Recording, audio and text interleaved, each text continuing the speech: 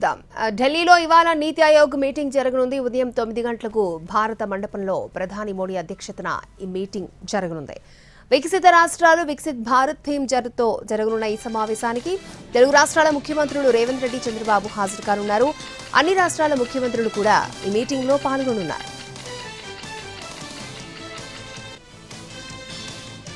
కేసీఆర్ దేవుడు, ఆయన చుట్టూ దయ్యాలున్నాయని ఎమ్మెల్సీ కవిత సంచలన వ్యాఖ్యలు చేశారు.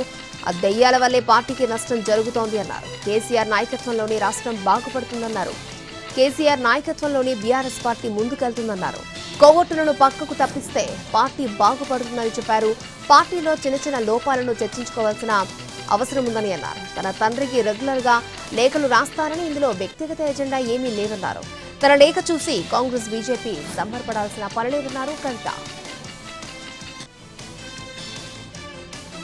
కేసీఆర్ దేవుడే కానీ ఆయన చుట్టూ దెయ్యాలు ఉన్నాయంటూ కవిత చేసిన వ్యాఖ్యలు బీఆర్ఎస్ లో దుమారం రేపాయి. కవిత వ్యాఖ్యలపై కేసీఆర్ సీరియస్ అయినట్లుగా తెలుస్తోంది. కవిత మీద పార్టీ క్రమశిక్షణ ఉల్లంఘన కింద చర్యలు తీసుకోవాలని నిర్ణయించినట్లుగా తెలుస్తోంది. కవితకు షోకాజ్ నోటీసులు ఇచ్చేందుకు రంగం సిద్ధమైందనే సమాచారం. బీఆర్ఎస్ రజతోత్సవ సభలో కేసీఆర్ ప్రసంగంపై ఫీడ్బ్యాక్ ఇచ్చిన కవిత సూచనల పేరుతోనే ప్రశ్నల వర్షాన్ని కురిపించారు. ఇది పార్టీలో పెద్ద చర్చకు దారితీసింది. ఆదిలోని అంశానికి చెక్ పెట్టాలని భావిస్తున్న కేసీఆర్ పార్టీ నిబంధనల ప్రకారం షోకాజ్ నోటీసులు ఇచ్చి వివరణ తీసుకోనున్నట్టు సమాచారం. దీనికి కవిత ఎలాంటి సమాధానం ఇస్తారో, కేసీఆర్ ఎలాంటి నిర్ణయం తీసుకుంటారో అన్నది ఇప్పుడు పార్టీలో ఉత్కంఠ కలిగిస్తోంది.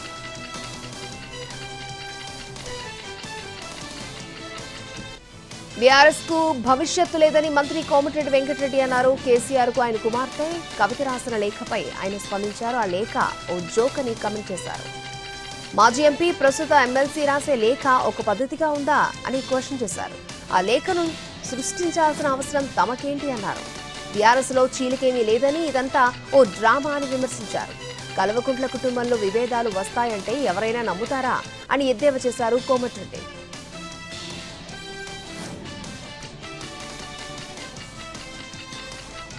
నేషనల్ హెరాల్డ్ కేసులో సీఎం రేవంత్ రెడ్డి పేరును ఈడీ ఛార్జ్షీట్లో ప్రస్తావించడంతో కలకలం చెలరేగింది. బీజేపీ రాజకీయ దురుద్దేశంతోనే రేవంత్ రెడ్డిపై కర్ణాటక డిప్యూటీ సీఎం డీకే శివకుమార్ పైన ఈడీతో కేసులు నమోదు చేయించిందని మంత్రి శ్రీధర్ బాబు ఆరోపించారు.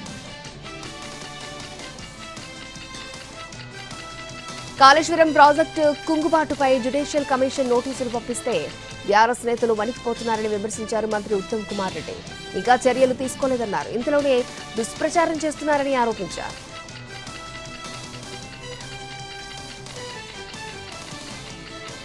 కోనేరు కోనప్ప మరొకసారి కాంగ్రెస్ పార్టీని టార్గెట్ చేశారు. సీఎం హామీ ఇచ్చినా కౌతాల బ్రిడ్జికి ఇంకా నిధులు మంజూరు చేయలేదంటూ తన అసంతృప్తిని వెలగక్కారు. బీఆర్ఎస్ హయాంలో సాధించిన పనులను కాంగ్రెస్ ప్రభుత్వం రద్దు చేసిందని అన్నారు. నియోజకవర్గంలో 11 రోడ్లు ఇవ్వమంటే మంత్రి సీతక్క సరే అన్నారు, కానీ ఒక్క రోడ్డు ఇవ్వలేదని ఆవేదన వ్యక్తం చేశారు. ఆదివారం తన నియోజకవర్గంలోని అనుచరులతో కోనప్ప కీలక సమావేశం నిర్వహించనున్నట్లు తెలుస్తోంది.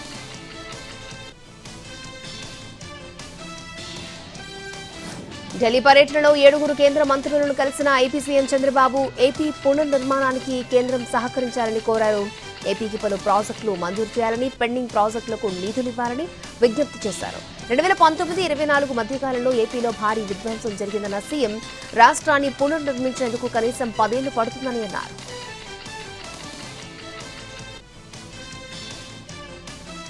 జూన్ 1వ తేదీ నుంచి సినిమా హాళ్లు బంద్ చేయాలనే నిర్ణయాన్ని ఎగ్జిబిటర్లు వాయిదా వేసిన అసలు తొలుత ఎందుకు మూసేయాలి అనే నిర్ణయం తీసుకున్నారు అనే అంశంపై ఏపీ సర్కార్ ఫోకస్ చేసింది. థియేటర్ల బంద్ చేయాలనే నిర్ణయం వెనక ఎవరున్నారో తెలుసుకోవాలని ఏపీ హోంశాఖ ముఖ్య కార్యదర్శి కుమార్ విశ్వజిత్ని ఆదేశించారు. సినిమాటోగ్రఫీ శాఖ మంత్రి కందుల దుర్గేష్. పవన్ కళ్యాణ్ హీరోగా నటించిన హరిహర వీరమల్లు సినిమా విడుదలకు ముందు థియేటర్లు మూసేయాలని నలుగురు ఒత్తిడి చేశారని ప్రచారం జరిగింది. దీంతో ఆ నలుగురు ఎవరో తెలుసుకోవాలని ఆదేశించారు.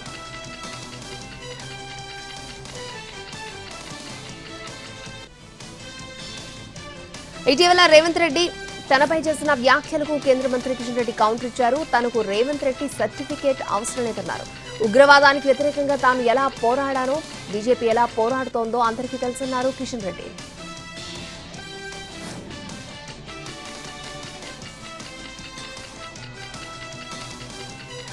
హైదరాబాద్ ఎర్రమంజిల్లోని సివిల్ సప్లై ఆఫీసులో ఏపీ తెలంగాణ మంత్రులు ఉత్తమ్, నాదెండ్ల మనోహర్ భేటీ అయ్యారు. ఇరు రాష్ట్రాల విధానాలు, బడ్జెట్ టెక్నాలజీపై ఇద్దరి మధ్య చర్చ జరిగింది. బియ్యం అక్రమ రవాణా అరికట్టడంపై ఇద్దరు మంత్రులు మాట్లాడుకున్నారు. అలాగే సివిల్ సప్లై ఆస్తుల పంపకాలపైన చర్చలు జరిగాయి. కార్పొరేషన్ స్థిరాస్తుల బదిలీ మీద మాట్లాడుకున్నారు. కాకినాడ నుంచి ఫిలిప్పీన్స్ కి బియ్యం ఎగుమతిపై చర్చించారు. ఇరు రాష్ట్రాల మధ్య సత్సంబంధాలు ఉండాలని, ఎవరూ సమస్యలు ఎదుర్కోవద్దని మంత్రులు అభిప్రాయపడ్డారు. 25,000 చదరపు అడుగుల విస్తీర్ణంలో ఉన్న ఏపీ సివిల్ సప్లైస్ భవన్ ని పూర్తిగా తెలంగాణకు అప్పగిస్తున్నామని ఏపీ మంత్రి నాదెండ్ల తెలిపారు.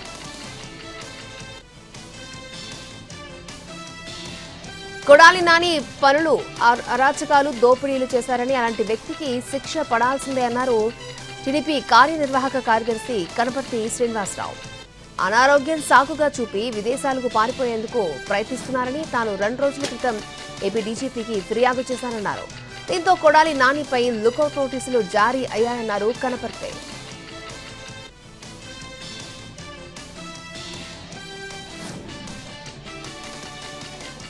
ఏపీలో డిఎస్సీ, టెట్ కి లైన్ క్లియర్ అయింది. షెడ్యూల్ ప్రకారమే డిఎస్సీ పరీక్షలు జరగనున్నాయి. టెట్, డిఎస్సీ పరీక్షలను వాయిదా వేయాలని 6 అభ్యర్థులు సుప్రీంకోర్టును ఆశ్రయించారు. అదే అభ్యర్థులు లేవనెత్తిన అంశాల్లో సరైన కారణాలు లేవని తెలిపింది సుప్రీం. అభ్యర్థులకు ఏవైనా సమస్యలుంటే హైకోర్టులో పిటిషన్ దాఖలు చేయాలని సూచించింది. డిఎస్సీ పరీక్షలు వాయిదా వేయాలని కోరుతూ దాఖలైన పిటిషన్ ని కొట్టేసింది సుప్రీం. ఈ కేసు విచారణ జరిపింది జస్టిస్ దీపాంకర్ దత్తా ధర్మాసనం.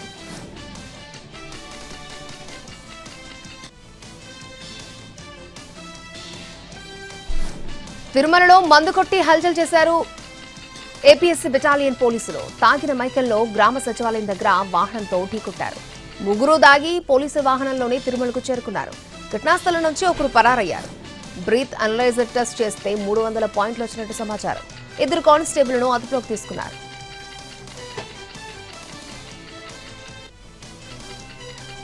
భద్రాద్రి కొత్తగూడెం జిల్లా మణుగూరులో ఒక దొంగ పట్టపగలు చేతివాటం చూపించాడు. శ్రీవారి జ్యువెలరీ షాప్ కి బంగారు నగలు కొనడానికి వచ్చినట్లుగా బిల్డప్ ఇచ్చాడు. కాసేపు సిబ్బందితో మాటలు కలిపాడు. మహిళను మాటల్లో పెట్టి 13 తులాల బంగారు చైన్ ని కొట్టేశాడు. పట్టపగలే ఆటోలో వచ్చి అసలాఘవం ప్రదర్శించాడు. ఆలస్యంగా బంగారు నగలు చోరీ అయినట్లు గుర్తించిన సిబ్బంది షాప్ ఓనర్తో పాటు పోలీసులకు ఫిర్యాదు చేసింది.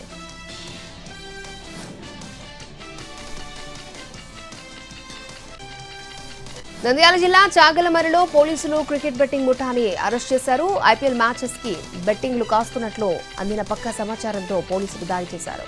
చాగలమరికి చెందిన ఖాజీ, మహమ్మద్ రఫీ, మద్దులేటి రెడ్డి, హరికృష్ణ, బాబా ఫక్రుద్దీన్, షేక్ షరీఫ్ ని అరెస్ట్ చేశారు. నిందితుల నుంచి 2,06,000 రూపాయల నగదు, 4 సెల్ ఫోన్స్ ని స్వాధీనం చేసుకున్నారు.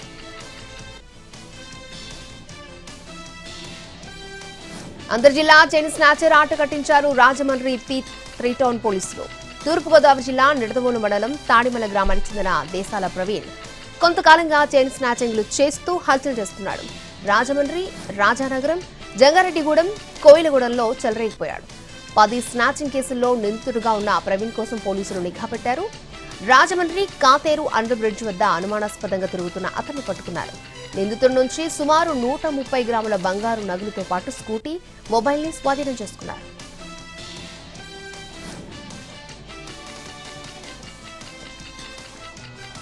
పుష్ప సినిమా తరహాలో గంజాయి స్మగ్లింగ్ కి పాల్పడ్డ ముఠాను వరంగల్ పోలీసులు పట్టుకున్నారు. ఉర్సుగుట్ట సమీపంలో తనిఖీలు నిర్వహిస్తున్న పోలీసులకు అడ్డంగా బుక్కయ్యారు. ఏపీకి చెందిన వీరోధుల శ్రీను అనే వ్యక్తి మహబూబాబాద్ జిల్లాకు చెందిన భాస్కర్, వినోద్, నల్గొండ జిల్లాకు చెందిన రాముతో కలిసి ముఠాను ఏర్పాటు చేశారు. ట్రాక్టర్ అడుగు భాగాన తయారు చేయించుకున్న ప్రత్యేక పెట్టెలో ఎండు గంజాయి దాచి ఖమ్మానికి తరలించారు. 2 స్నేహితులు కారులో పైలట్ గా వెళ్తూ ఉండగా వెనకాల మరొక 2 ట్రాక్టర్ పై గంజాయిని తీసుకొచ్చారు. హైదరాబాద్ కు తరలించాలని ప్లాన్ చేసుకున్నారు. పక్కా సమాచారంతో నార్కోటిక్ పోలీసులు వరంగల్ ఉర్సుకుట్ట సమీపంలో అనుమానాస్పదంగా కనిపించిన కారు, ట్రాక్టర్ ని ఆపి తనిఖీలు నిర్వహించారు. ట్రాక్టర్ అడుగు భాగాన దాచిన 1 కోటికి పైగా విలువైన 210 కిలోల 760 గ్రాముల గంజాయిని స్వాధీనం చేసుకున్నారు. 4గురిని అరెస్ట్ చేసి వారి నుంచి ట్రాక్టర్, కారు, 5 సెల్ ఫోన్లను సీజ్ చేశారు.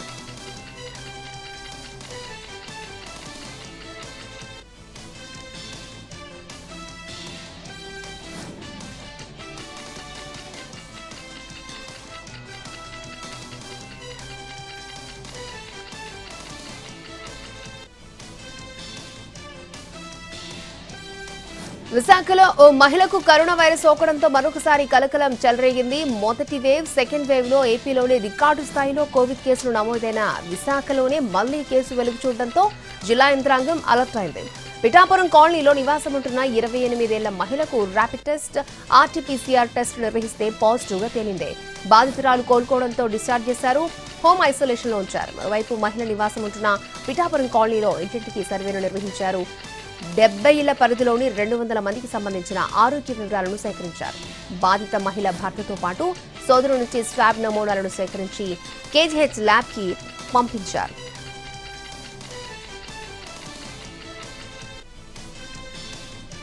ఈస్ట్ అంటే empower, act, strengthen and transform అన్నారు ప్రధాని మోడీ. ఈశాన్య భారతదేశం విషయంలో ఇదే తమ విధానమన్నారు. అదే విధానం, అదే మా ప్రాధాన్యం. నేడు ఈశాన్య భారతాన్ని ప్రగతి పథంలో నడిపిస్తోంది అన్నారు. ఢిల్లీలోని భారత్ మండపంలో జరిగిన rising north east investment summit లో ఈ కామెంట్లు చేశారు ప్రధాని.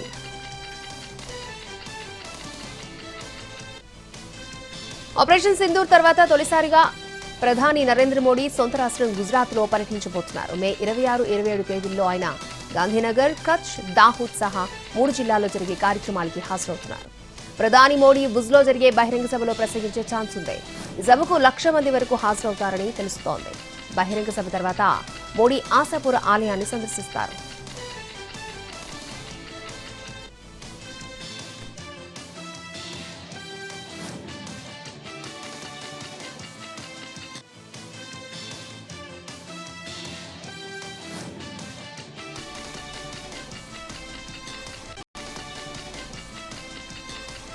భారత్ పైకి ఉగ్రమూకలను ఎగదోస్తున్న పాకిస్తాన్ విషయంలో తన రక్తం మరుగుతోందంటూ ప్రధాని మోడీ చేసిన కమెంట్స్ పై రాహుల్ గాంధీ ఫైర్ అయ్యారు.